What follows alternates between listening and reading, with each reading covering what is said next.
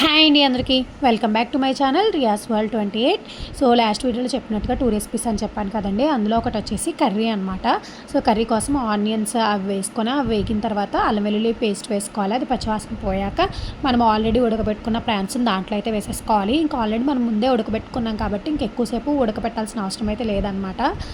ఇంకా దాంట్లోనే గరం మసాలా పౌడరు మనము కారం అది అడ్జస్ట్ చేసుకుని అయితే వేసుకోవాలి. ఎందుకంటే మనం ఆల్రెడీ ముందే వేసాం కాబట్టి మనకు అది సరిపోతే ఓకే, సరిపోకపోతే ఇంకొంచెం యాడ్ చేసుకోవచ్చు అనమాట కారం సాల్ట్ అనేది. ఇంక ఫైనల్గా కొత్తిమీరతో గార్నిష్ చేస్తే సరిపోతుంది. సో కర్రీ అయితే అయిపోయింది. ఇంకా నెక్స్ట్ వచ్చేసి ప్రాన్ పకోడీ అనమాట. సో ఇది నేను సెకండ్ టైం ట్రై చేయడం చాలా అంటే చాలా బాగా వచ్చిందండి టేస్ట్. ఎప్పుడన్నా ట్రై చేయకపోతే ఒకసారి ట్రై చేసుకొని చూడండి. సేమ్ చికెన్ పకోడీలని చాలా బాగుంటుంది అనమాట. తినే కొద్దీ తినాలనిపిస్తూ ఉంటుంది.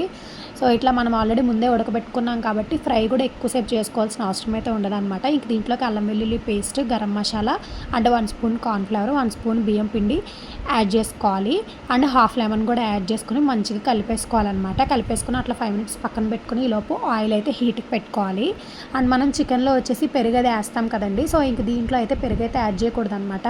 ఎందుకు అని అంటే సీ ఫుడ్ విత్ పెరుగు ఎప్పుడూ కూడా కాంబినేషన్ మంచిది కాదండి. అది హెల్త్కి మంచిది కాదనమాట. అంటే స్కిన్ మీద వైట్ ర్యాషెస్ లాగా అట్లా వస్తాయన్నమాట. సో అందుకని ఎవరన్నా అట్లా తింటూ ఉంటే సీ ఫుడ్ తిన్నప్పుడు పెరుగు తింటూ ఉంటే కంపల్సరీ అవాయిడ్ చేయండి ప్లీజ్. ఎందుకంటే అది మంచిదైతే కాదు హెల్త్కి.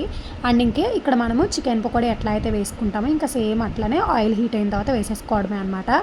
ఇంక ఇది గోల్డెన్ బ్రౌన్ కలర్లోకి వచ్చిన తర్వాత మనం అది తీసేసుకోవడమే. టిష్యూలోకి తీసుకుంటే ఏంటంటే మనకి ఆయిల్ ఏమన్నా ఉన్నా కూడా టిష్యూ పీల్ చేసుకుంటుంది అనమాట. సో చాలా అంటే చాలా బాగుందండి టేస్ట్. ఒక్కసారి అయితే ట్రై చేసి చూడండి. సో ఇట్లా నాలాగా ఎప్పుడన్నా ఎవరన్నా ప్రాసెస్ చేసి ఉంటే గట్రా ఖచ్చితంగా కామెంట్ అయితే చేయండి. ఇంకా పలావ్ చేయడానికి మెయిన్ రీజన్ ఏంటి అని అంటే ఇట్లా గ్రేవీ ఉన్నా లేకపోయినా కూడా ఆ పకోడీ పీస్ అట్లా పెట్టుకుని తింటే ఉంటుంది చూడండి. అబ్బబ్బబ్బా సూపర్ ఉంటుంది అనమాట. ఇంకా కర్రీ ఉంది కాబట్టి కర్రీ మిక్స్ చేసుకుని కర్రీలో ప్రాన్ కాకుండా ఇట్లా ఫ్రై చేసిన ప్రాన్ పెట్టుకుని తినండి. చాలా అంటే చాలా బాగుంటుంది అనమాట. మా హస్బెండ్కి కూడా బాగా నచ్చింది. సో అంతే అండి. ఇంక ఈ వీడియో సబ్స్క్రైబ్ చేసుకోండి ప్లీజ్. Bye bye.